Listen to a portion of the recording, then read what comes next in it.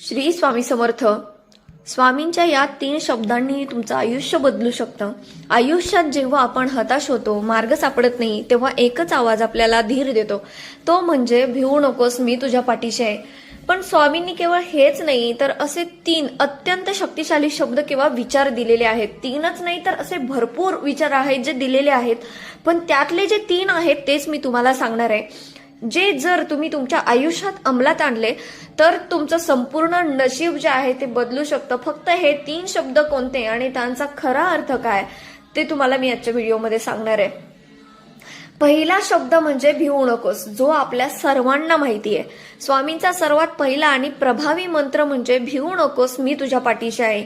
स्वामींनी हे अभय वचन श्रीपाद श्रीवल्लभ आणि नृसिंह सरस्वती यांच्या अवतारांची परंपरा पुढे चालवत भक्तांना दिलं होतं.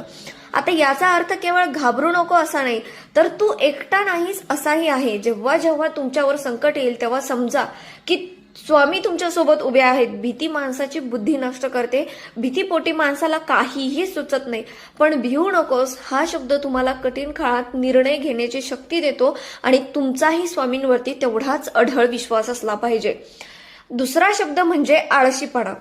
स्वामी समर्थांनी आपल्या भक्तांना नेहमी कर्माचं महत्व सांगितलेलं आहे. स्वामींचे दुसरे महत्वाचे शब्द आहेत, आळशी माणसाचं तोंड सुद्धा बघू नका तुम्ही. आता स्वामींच्या चरित्रात आणि स्वामी लीलामृतात अशा अनेक कथा आहेत जिथं त्यांनी आळशीपणा करणाऱ्यांना खडसावलं आहे.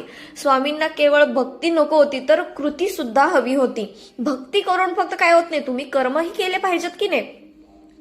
केवळ नशिबावर अवलंबून राहून चालणार आहे का, तर नाही. स्वामींची कृपा हवी असेल तर स्वतः कष्ट करावं लागतं. स्वामी त्यांनाच मदत करतात जे स्वतःची मदत स्वतः करत असतात. तुमचा आळस झटकून कामाला लागा, यश तुमचंच असणार आहे. आता तिसरा शब्द म्हणजे आपले कर्म. स्वामींचा तिसरा मोठा संदेश आहे, आपापले कर्म नीट करत राहायचं. स्वामींनी नेहमी सांगितलंय की तुमचे कर्तव्य हीच तुमची खरी पूजा आहे. जो आपल्याला धर्म म्हणजे कर्तव्य नीट पाळतो त्याच्यासाठी स्वामी स्वतः धावून येतात. तुम्ही विद्यार्थी असाल, नोकरी करत असाल, गृहिणी असाल किंवा अजून काही, तुमचे काम पूर्ण प्रामाणिकपणे करा. फळाची चिंता करण्याऐवजी प्रक्रियेवरती लक्ष द्या. जेव्हा तुमची कर्मे शुद्ध असतात तेव्हा स्वामींचे आशीर्वाद तुम्हाला आपोआप मिळतात.